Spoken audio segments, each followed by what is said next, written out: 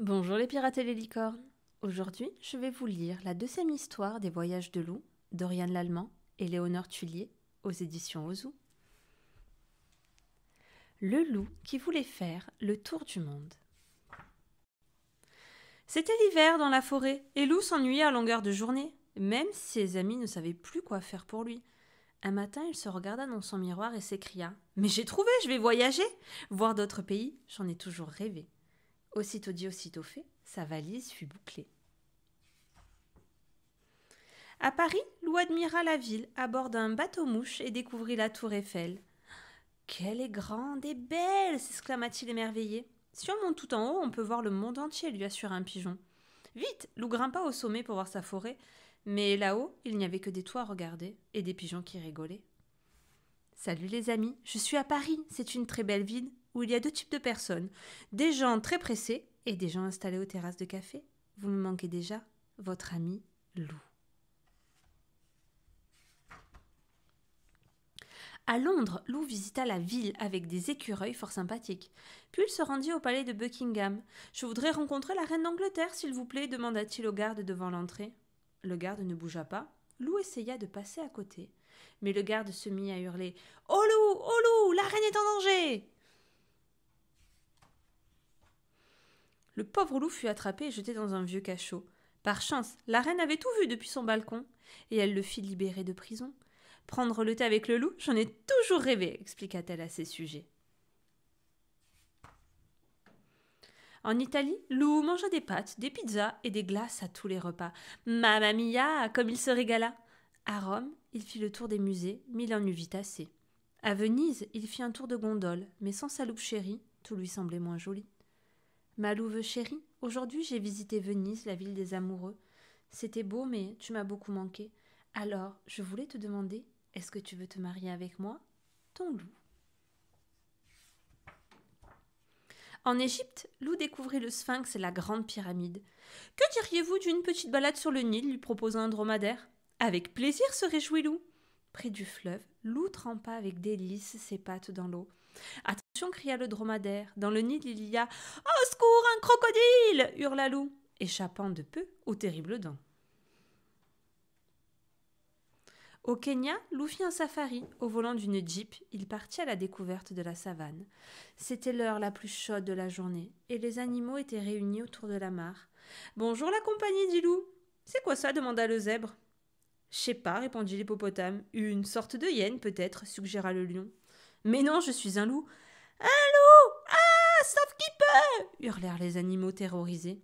Et ils disparurent dans les fourrés, laissant le pauvre loup tout seul et dépité. Sur l'île de Madagascar, Lou vit des baobabs qui touchaient le ciel et des fleurs aux couleurs extraordinaires. Mais sous l'eau, c'était encore plus beau.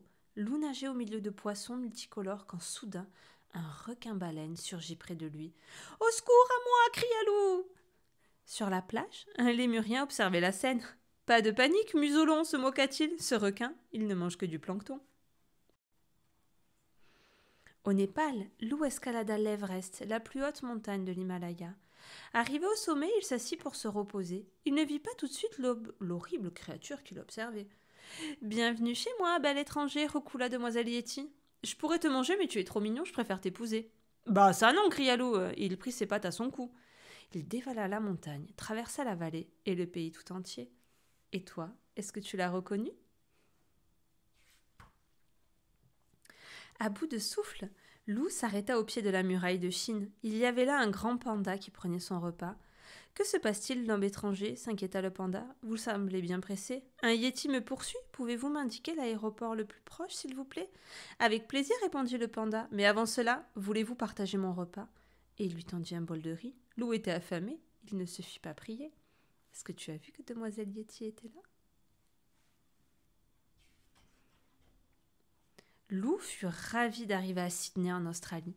Quand il se fut bien reposé sur la plage, il décida d'aller surfer.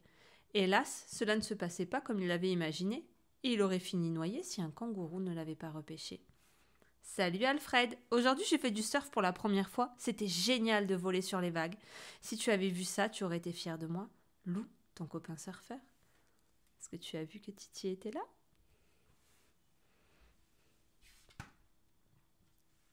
Loup arriva à Rio en plein carnaval. Il s'acheta un déguisement et partit à la découverte de la ville. Partout il y avait de la musique, des couleurs et du bonheur. Loup se fit de nouveaux amis et dansa pendant des jours et des nuits. Quand la fête fut terminée, il fallut se rhabiller. Loup rangea ses plumes à regret. Jamais il ne s'était autant amusé. Demoiselle Yeti est ici. À New York, Lou admira la Statue de la Liberté, se balada au pied des buildings et fit du shopping. Il choisissait un cadeau pour Gros Louis quand il entendit un cri tout près de lui. « Mon Lou chéri, je t'ai enfin retrouvé !»« Ah ça non !» cria Lou, et il prit ses pattes à son cou.